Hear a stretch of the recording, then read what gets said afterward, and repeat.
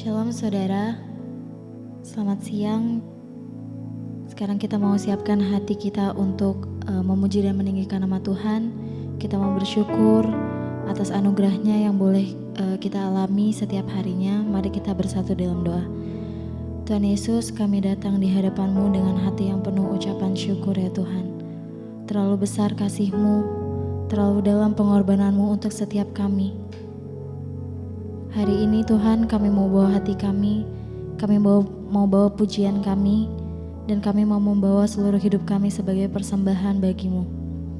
Terimalah setiap pujian yang kami naikkan, karena hanya Engkau yang layak menerima segala hormat dan kemuliaan. Dalam nama Tuhan Yesus kami berdoa, amin.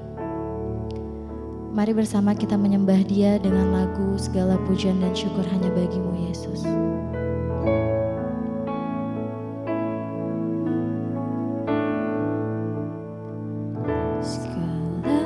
Pujian dan syukur bagi-Mu, Allah yang mulia, kuduslah nama-Mu, kuduslah nama-Mu.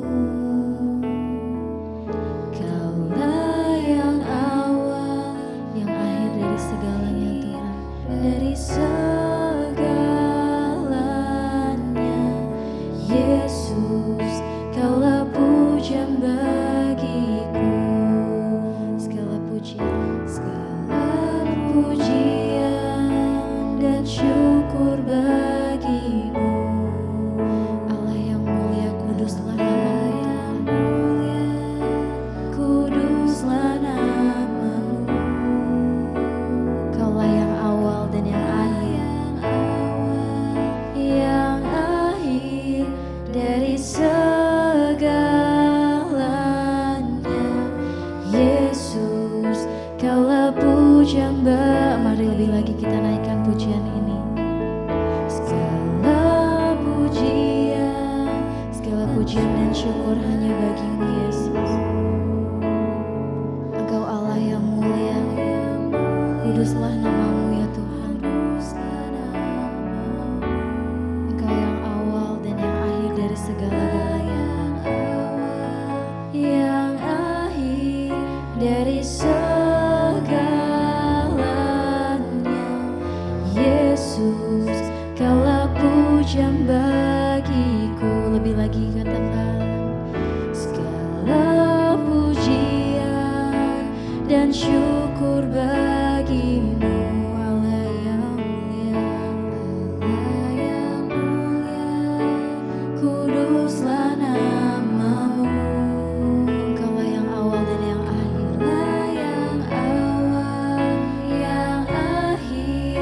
dari segalanya. Yesus, Kaulah pujian bagiku. Segala yang kita miliki, hidup kita, nafas kita, dan kekuatan kita, semuanya berasal dari Yesus. Dan siang hari ini kita mau menyerahkan semuanya kembali sebagai persembahan yang hidup dan kudus, yang juga berkenan kepadanya.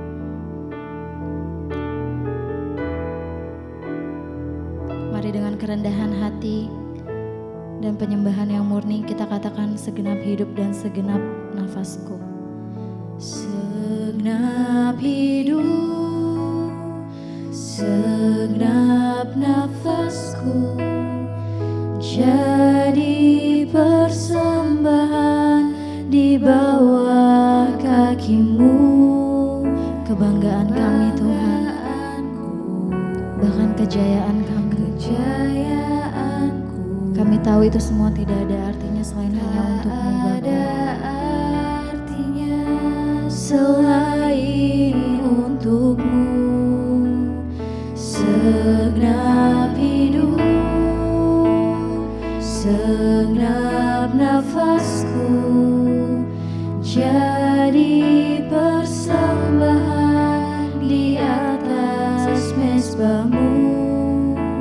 Kekuatanku, bahkan pengharapan kami, kami mau serahkan semuanya hanya bagi-Mu. Ku serahkan. Mari lebih lagi kita nyanyikan pujian ini. Segenap hidup, segenap hidup, segenap nafasku jadi persembahan di bawah kaki-Mu. Kebanggaanku, kejayaan kami, kejayaanku, tak ada artinya selain untuk-Mu. Segenap hidup, segenap nafasku, segenap hidup dan segenap nafas kami jadi persembahan di atas mezbah-Mu.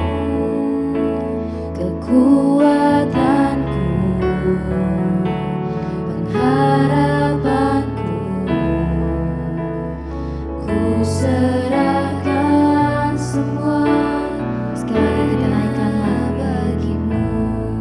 Segenap hidup, segenap hidup, segenap nafasku jadi persembahan di bawah kaki-Mu. Kebanggaanku, bahkan kejayaan kejayaanku, semuanya tidak ada artinya selain untuk-Mu. Segenap hidup, segenap hidup, segenap nafasku jadi persembahan di atas mezbah-Mu. Kekuatanku, kejayaanku, ku serahkan semua hanya bagi-Mu. Mazmur 50 ayat 23 berkata, siapa yang mempersembahkan syukur sebagai korban, ia memuliakan aku. Siapa yang jujur jalannya, keselamatan dari Allah akan kuperlihatkan kepadanya. Dengan iman yang teguh, mari kita datang kepada Tuhan dan nyanyikan lagu ini bersama-sama. Ada mujizat dalam bersyukur.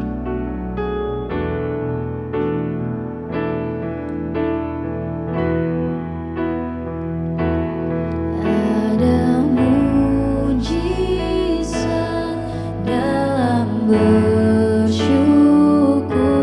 Engkaulah tempat perlindungan kami, Tuhan. Perlindunganku, Tuhan. Imanku tetap teguh dalam-Mu. Kami menang. Ku menang. Ada mujizat, ada mujizat dalam bersyukur. Engkau tempat perlindunganku, Tuhan.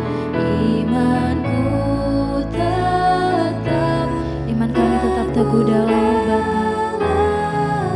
Kami tahu kami akan menang bersama-Mu. Ku menang. Ada mujizat, ada mujizat dalam bersyukur. Engkau tempat perlindunganku, Tuhan. Imanku tetap teguh dalam-Mu. Kami menang. Ku menang bersama-Mu.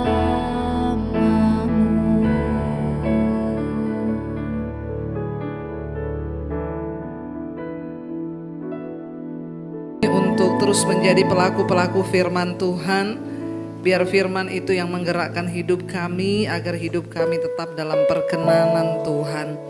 bicara bagi kami akan kebenaran firman-Mu hari ini, dan beri kami kekuatan untuk melakukannya Tuhan, supaya kami jadi orang-orang yang bukan hanya mendengarkan firman, tapi menjadi pelaku-pelaku firman Tuhan.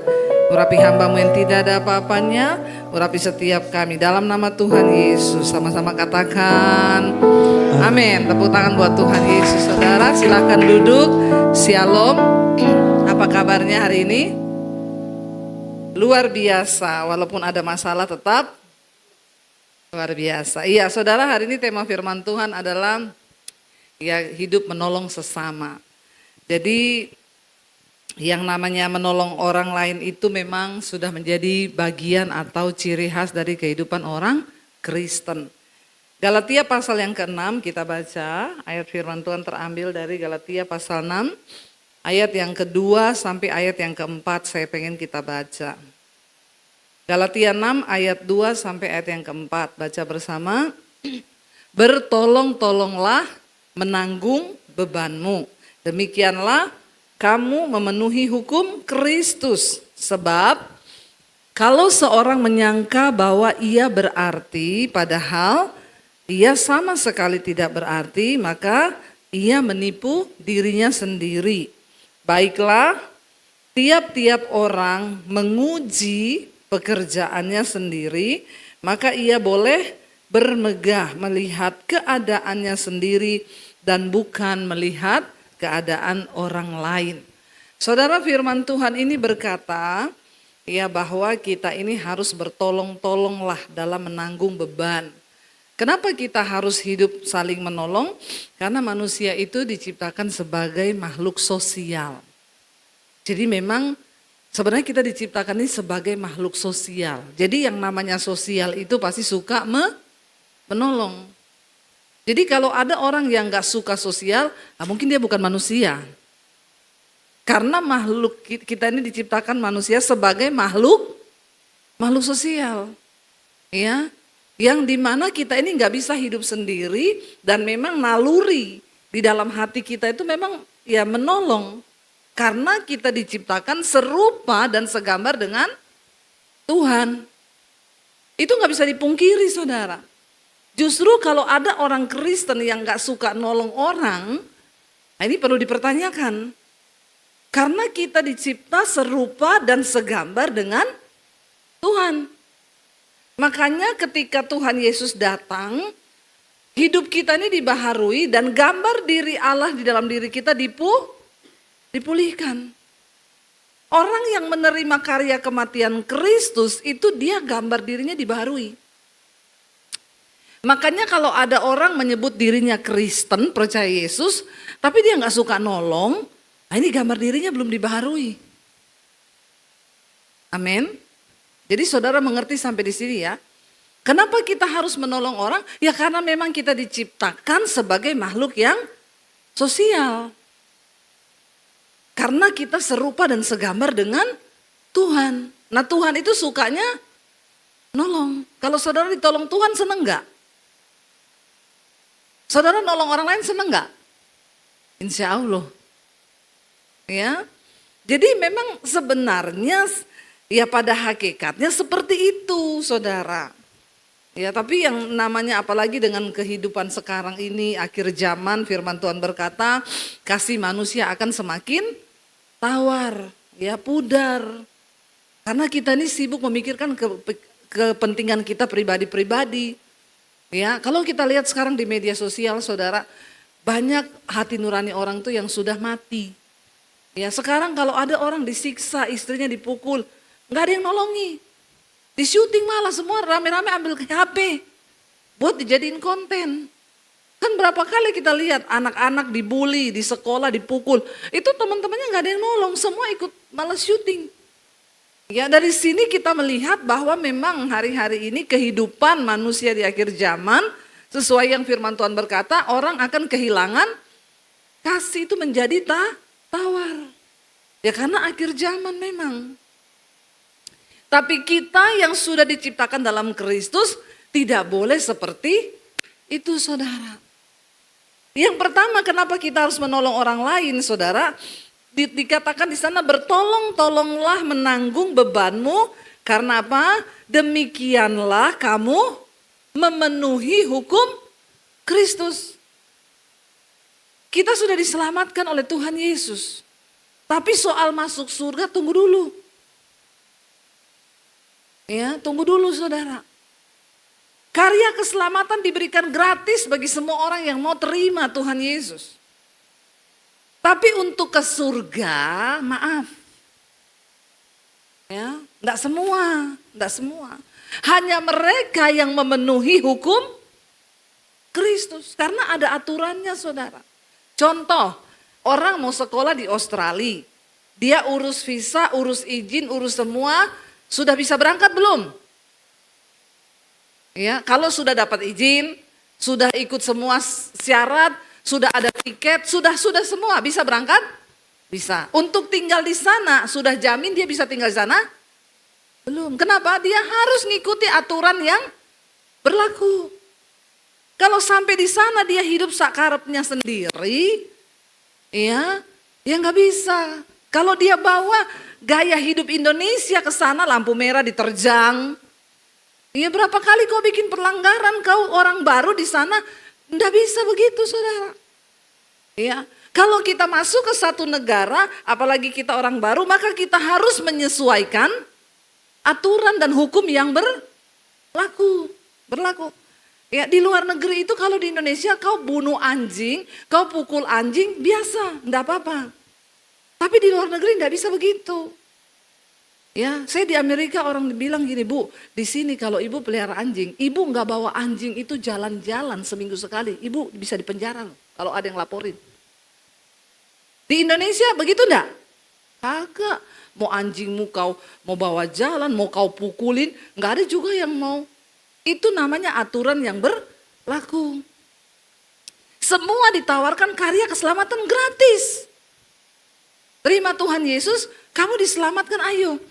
Tapi untuk mempertahankan keselamatanmu ini, kamu harus ikut hukum yang berlaku. Menjadi warga kerajaan Allah, makanya dikatakan kita harus berubah, nggak boleh sama lagi. Kita harus menghidupi karakter dan hukum Kristus. Nggak bisa seenak-enaknya kita saudara. Dideportasi. Kalau udah dideportasi nggak bisa masuk negara itu. Di blacklist namanya. Itu negara aja. Apalagi surga itu bukan untuk orang sembarangan. Amin. Kenapa kita harus saling tolong menolong dengan orang lain? Karena demikianlah kamu memenuhi hukum Kristus. Cara untuk menolong atau berbuat baik itu banyak sekali saudara. Nah orang Kristen ini banyak yang kebablasan. Dia pikir kan saya udah selamat. Dan saya selamat bukan karena perbuatan baik saya. Jadi saya nggak usah berbuat baik juga saya sudah. Nah itu pikirannya orang Kristen. Kalau di agama yang lain untuk bisa selamat harus berbuat baik. Makanya mereka berusaha untuk mengumpulkan ya semua amal kebaikan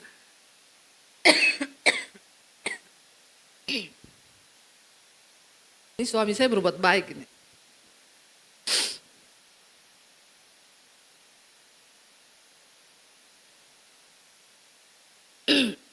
Nah, tapi kalau kita juga selamat dengan karena berbuat baik, juga itu enggak benar.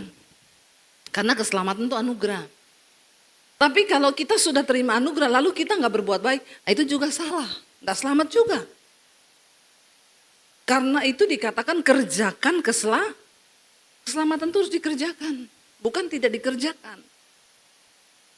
Kita berbuat baik itu sebagai satu wujud. Kita ini sudah diubahkan, dikembalikan ke gambar diri Tuhan yang asli. Dan untuk berbuat baik itu banyak kok saudara. Misalnya bayar parkir berapa? 5.000, kasih 10.000, amin. Ini mukanya langsung berubah semua nih. Ya, yang ada parkirnya berapa? 2.000, balikin ya 3.000, ditungguin. Dengan menolong dan berbuat baik, kau tidak akan miskin, percayalah. Tapi ada orang Kristen pelit, minta ampun saudara. Ditungguin itu kembalian 500. Saya pernah potong rambut, ya bayarnya pakai QRIS. Maaf Bu, kurang Bu bayarannya. Berapa? Kaget saya. Kurang 500 rupiah. Padahal saya ngasih tip sama kapsernya di situ 100.000. Setiap kali potong rambut, saya kasih 100.000. Kurang 500 rupiah saya ditagih saudara. Terus saya bilang, aduh saya nggak bawa uang 500 lagi. Cari-cari nggak bawa cash. Aduh gimana ya Bu, nggak ada 500 sih. Transfer aja. Kayaknya MBK nggak bisa Bu, transfer 500 rupiah. Astagfirullah subhanallah, ada orang begini saudara. Ya, ada loh, ada. Taburkan perbuatan baik saudara. Karena demikianlah engkau memenuhi hukum Kristus. Yang pertama, kenapa kita harus berbuat baik? Karena dengan cara itu kita memenuhi hukum Kristus. Kita nggak berbuat baik, kita nggak bisa masuk hukum Kristus. Ya, itu Kristen pelit. Alkitab bilang orang kepelit, orang kikir nggak masuk surga loh. Ada ayatnya, bukan hanya yang bersinah, bukan hanya yang banci, bukan hanya yang pelakor, bukan hanya pencuri, orang pelit tidak mendapat bagian dalam kerajaan surga. Bilang kanan kirimu, jangan pelit, nanti gak masuk surga. Amin. Ya, lakukan perbuatan baik, nggak apa-apa kan, kasih lebih parkir nggak usah kembali. Ya, kenapa engkau harus berbuat baik? Karena dengan cara itu engkau memenuhi hukum Kristus. Memenuhi hukum Kristus. Yang kedua saudara, kenapa kita harus berbuat baik? Ayat yang ketiga dikatakan di sana begini. Sebab kalau seorang menyangka bahwa ia berarti, padahal ia sama sekali tidak berarti, maka ia menipu. Kenapa kita harus berbuat baik? Supaya kita ini nggak kepedean, merasa baik padahal tidak baik. Karena kalau seorang merasa dia berarti padahal enggak, dia menipu jangan jadi penipu bagi dirimu sendiri saudara. Untuk menolong orang berbuat kebaikan kita bisa mulai praktekkan di dalam keluarga sendiri deh.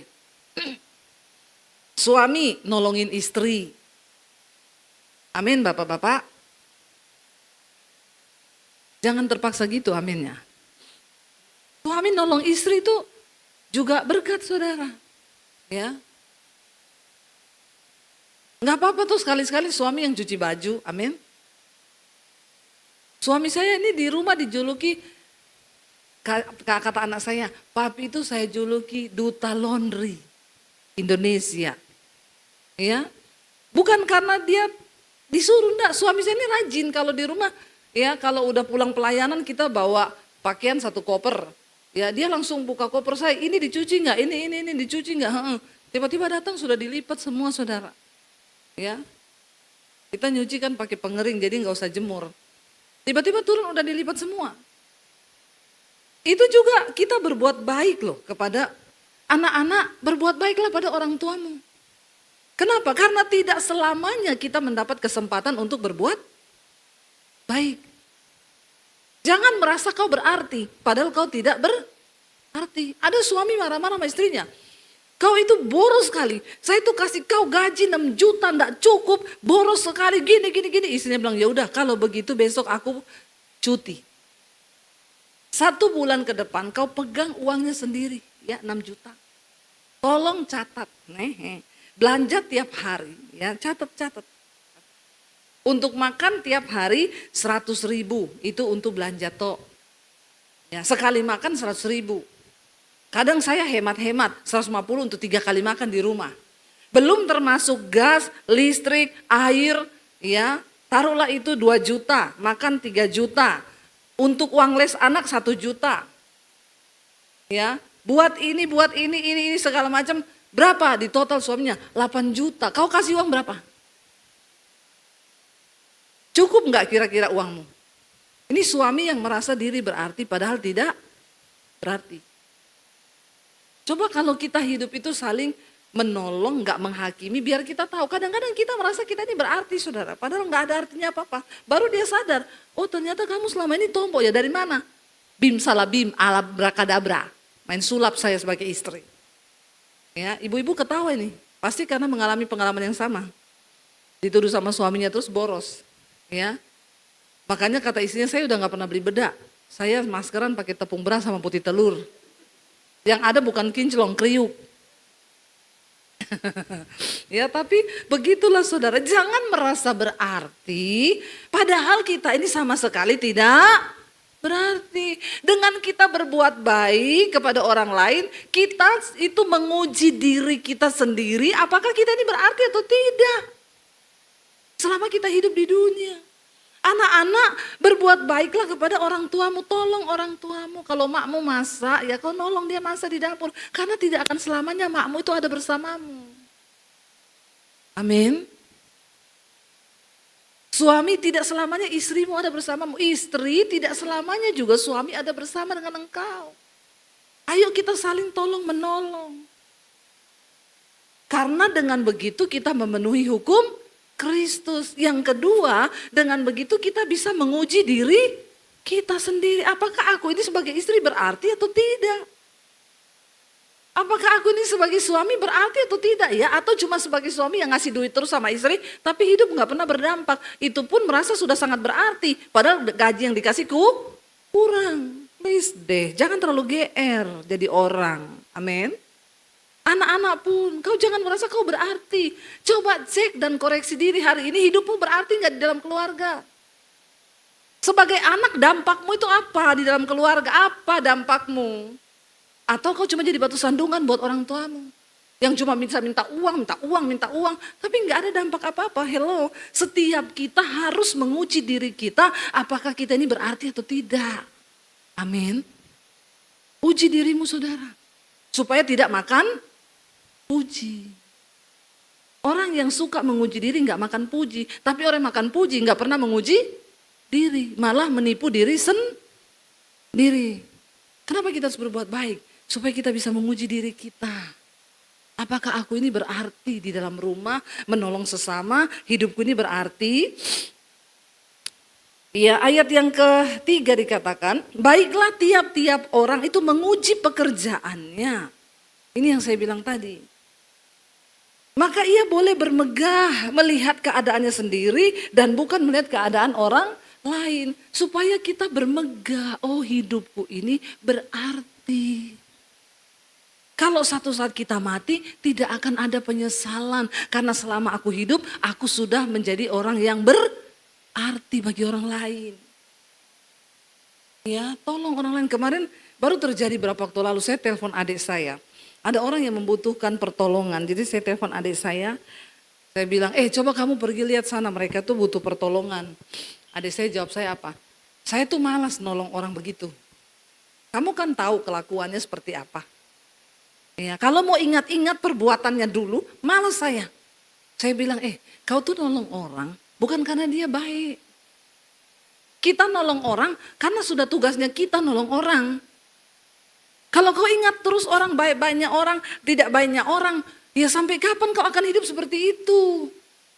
Nggak usah ingat yang lalu-lalu, sekarang orang itu butuh pertolongan, kau pergilah ke sana. Saya ini cuma minta tolong, kau pergi. Akhirnya adik saya katakan begini, ya udahlah, saya juga lakukan ini cuma demi Tuhan Yesus sih, karena Tuhan yang suruh. Karena memang Tuhan yang suruh. Ya, jadi aku mau. Saudara, untuk bisa menolong orang, ya memang kita harus menundukkan diri kepada firman Tuhan. Kenapa kita menolong orang? Bukan karena orang itu baik. Tapi karena Tuhan suruh kita mengasihi orang bahkan yang berbuat jahat pada kita. Karena Yesus bilang, kalau kau berbuat baik sama orang yang baik saja, kau gak dapat upah. Tapi kalau kau berbuat baik kepada orang yang jahat kepadamu, kau dapat upah saudara. Ya. Jadi saya maksa adik saya, kau pergi tolong, jangan usah lihat yang dulu-dulu. Rugi kita. Kenapa? Karena ya tidak akan selamanya kita dapat kesempatan untuk berbuat baik, menolong orang yang berkesusahan. Jangan menunda untuk berbuat kebaikan saudara. Karena Yesus berkata begini, kalau kita baca Matius 25 tadi yang disampaikan Pak Gembala ayat 34 sampai 40. Dan raja itu, ya ayat Matius 25 ayat 34. Dan raja itu berkata kepada mereka yang di sebelah kanannya, mari hai kamu yang diberkati oleh Bapakku, terimalah kerajaan yang telah disediakan bagimu sejak dunia dijadikan. Ini orang-orang yang dipanggil masuk ke surga saudara. Alasannya kenapa mereka masuk surga orang-orang ini, Tuhan Yesus bilang apa? Sebab ketika aku lapar, kamu memberi aku makan. Ketika aku haus, akunya huruf besar, itu Tuhan. Ketika aku haus, kamu memberi aku minum. Ketika aku seorang asing, kamu memberi aku tumpangan. Ketika aku telanjang, kamu memberi aku pakaian. Ketika aku sakit, kamu melawat aku. Ketika aku dalam penjara, kamu mengunjungi aku. Maka orang-orang benar itu menjawab dia, katanya, Tuhan, kapan? Bila manakah kami melihat engkau lapar, lalu kami memberi engkau makan? Tuhan, kapan kami lihat kau haus dan kami beri engkau minum? Tuhan, kapan kami lihat engkau sebagai orang asing dan kami memberi engkau tumpangan? Tuhan, kapan engkau telanjang dan kami memberi engkau pakaian?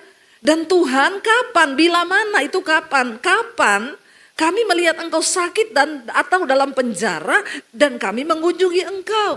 Lalu Tuhan Yesus menjawab mereka, aku berkata kepadamu sesungguhnya apa? Segala sesuatu yang kamu lakukan untuk salah seorang dari saudaraku yang paling hina, itu sama saja apa? Kamu telah melakukannya untuk aku. Kenapa orang yang rajin menolong orang, dia juga selalu gampang mendapat pertolongan. Kalau saudara lihat ada orang yang ditolong Tuhan terus, mengalami kemujuran, mengalami keberuntungan terus. Itu orang pasti karena suka nolong orang. Tapi orang yang gak suka nolong malah masa bodoh, hidupnya banyak hambatan. Itu prinsip tabur tuai. Karena Tuhan gak pernah tutup mata.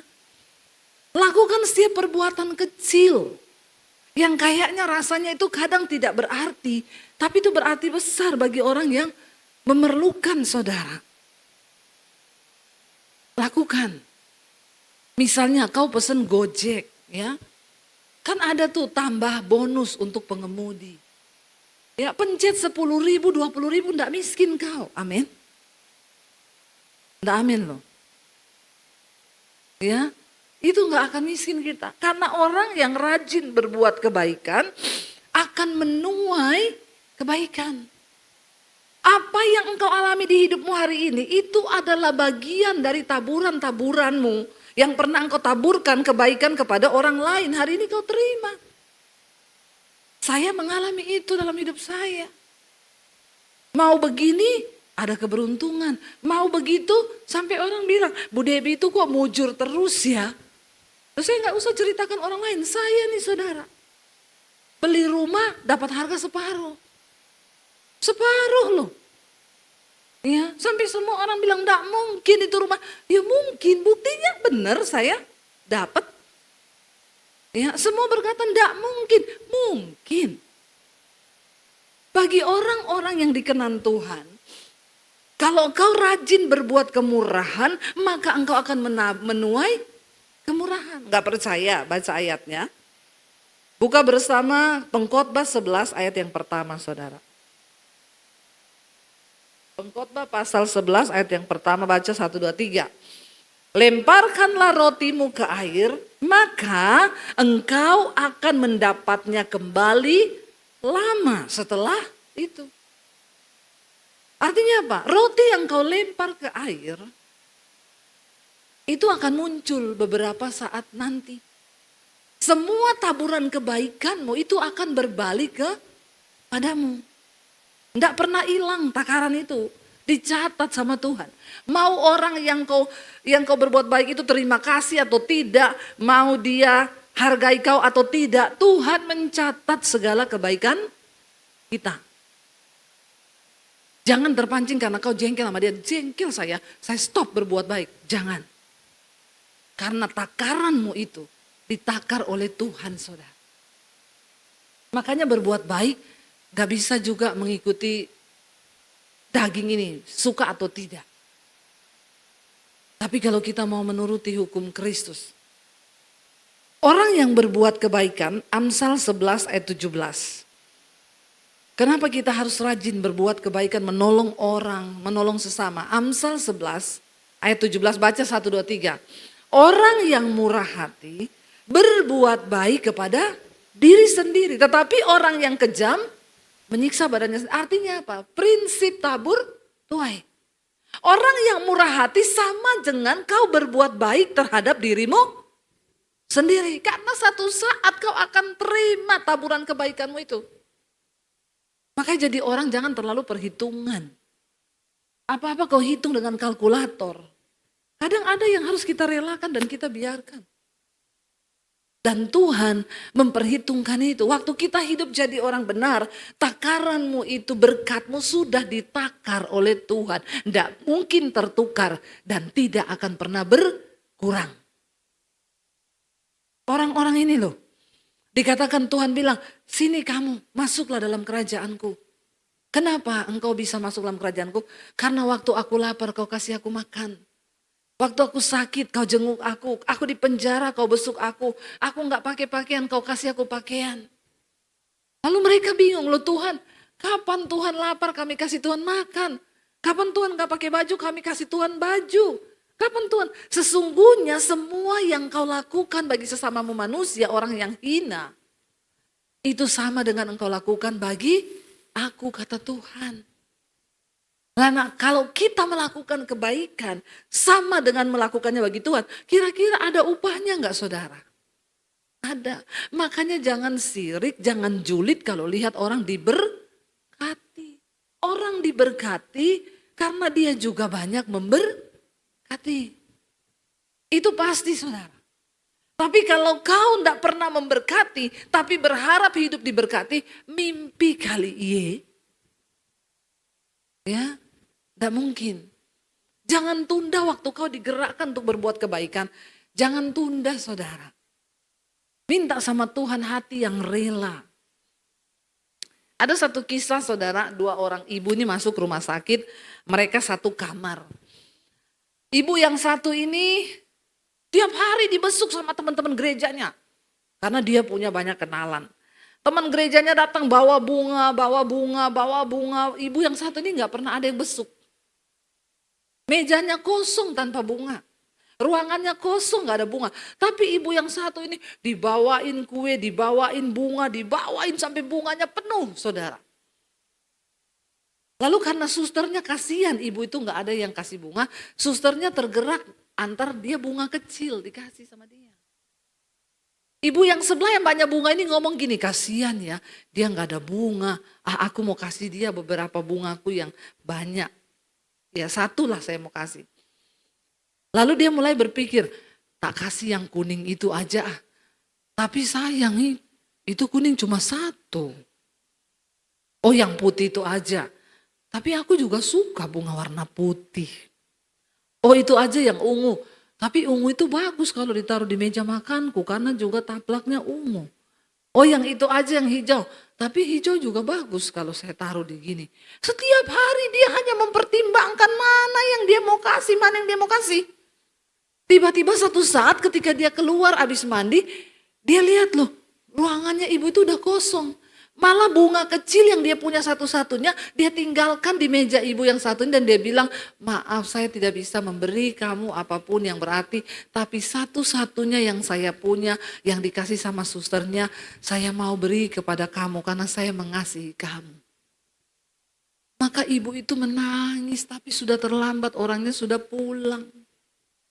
Dia punya banyak sekali bunga, tapi mau kasih satu aja dia mikir, yang kuning sayang, yang ungu sayang, yang putih sayang. Akhirnya tiap hari cuma mikir terus. Malah ibu itu memberi satu-satunya yang dia punya. Kenapa kita harus berbuat baik, jangan menunda. Karena kesempatan tidak akan selalu datang. Ada waktunya orang itu sudah pergi, ada waktunya kita yang pergi. Di dalam kuburan kita tidak lagi bisa berbuat kebaikan. Waktu kita mati, satu-satunya yang orang ingat hanya kebaikan kita. Kita nggak pernah tahu kita kapan mau meninggalkan.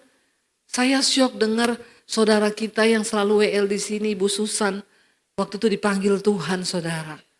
Ya bayangkan, tidak sama sekali tidak pernah kita bayangkan Ibu Susan yang selalu WL di sini. Waktu itu hari Minggu tugas katanya masih video call sama beberapa pengerja. Maaf saya nggak bisa datang tugas ya, kaki saya masih bengkak. Ya cuma sakit kaki, bengkak karena direfleksi. Ya Minggu sore, Minggu pagi masih video call sama teman-teman pelayanan di sini. Tidur sore, sudah enggak bangun, besok pagi udah meninggal.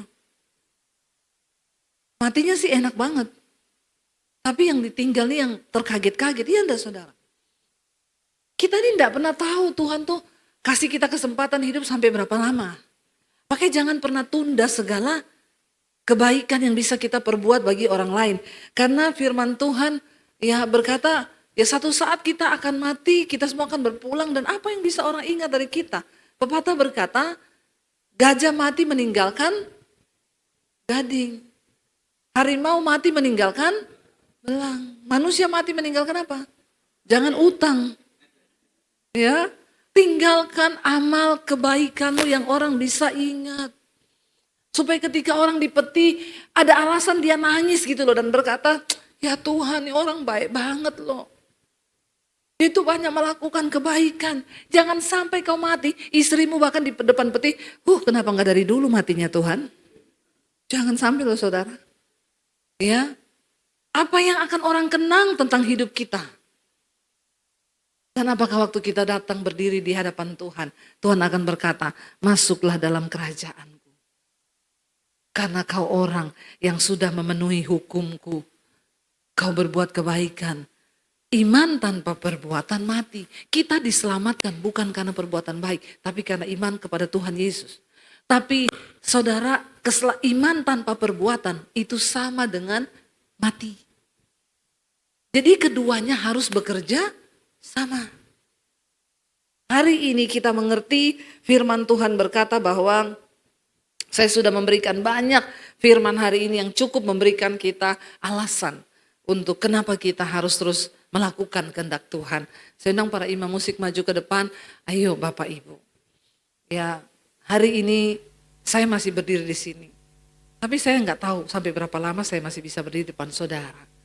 Ya, yang nyata banget Ibu Susan, kita semua kehilangan yang setiap minggu ndak sakit, ndak apa tiba-tiba bisa dipanggil.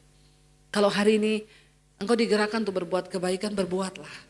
Karena mungkin itu kesempatan terakhirmu untuk berbuat baik bagi istrimu, orang tuamu, keluargamu, atau orang yang ada di sekelilingmu.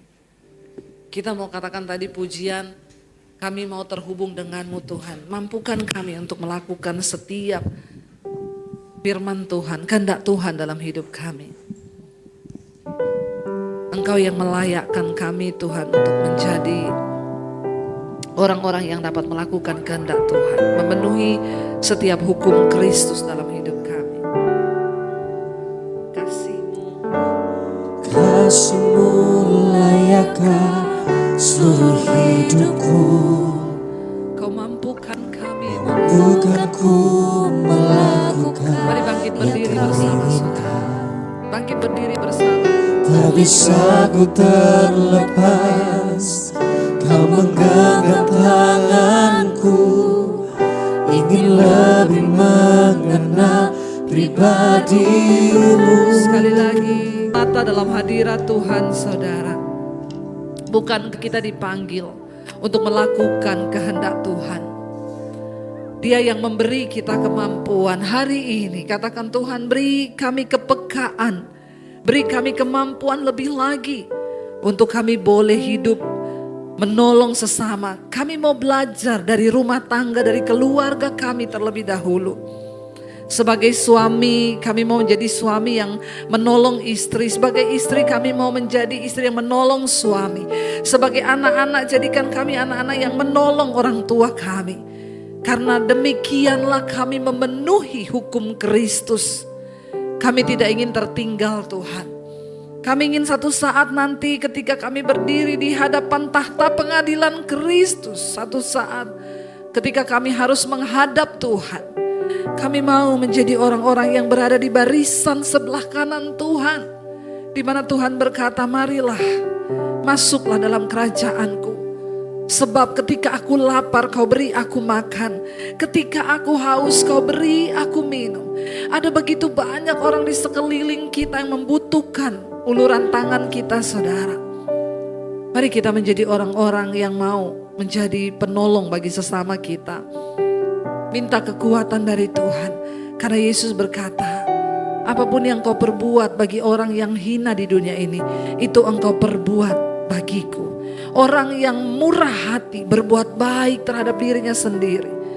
Karena roti yang engkau lempar ke air, itu akan engkau temukan kembali. Setiap kemurahan hati yang engkau tabur tidak akan pernah hilang. Sebab Tuhan yang mencatat semua takaran itu akan dikembalikan kepadamu. Katakan, Tuhan, kami mau belajar hari ini. Jadikan kami pelaku-pelaku firman-Mu. Jadikan kami menjadi orang-orang yang mau senantiasa dipakai oleh Tuhan untuk berbuat segala kebaikan, menolong sesama kami manusia. Mari buka hati dan tanganmu, saudara, terimalah berkat dari Allah Bapa, cinta kasih Tuhan Yesus Kristus, penyertaan Allah Roh Kudus menyertai hidupmu mulai hari ini, bahkan sampai kali yang kedua Tuhan Yesus datang menjemput kita. Namamu tercatat dalam kitab kehidupan. Dalam nama Tuhan Yesus yang percaya diberkati, katakan bersama, amin, amin, amin. Kau yang pegang tanganku, kau yang sentuh hatiku, selamanya ku cinta kau Yesus, selamanya ku menyembahmu. Kau yang pegang tanganku, kau yang sentuh hatiku, selamanya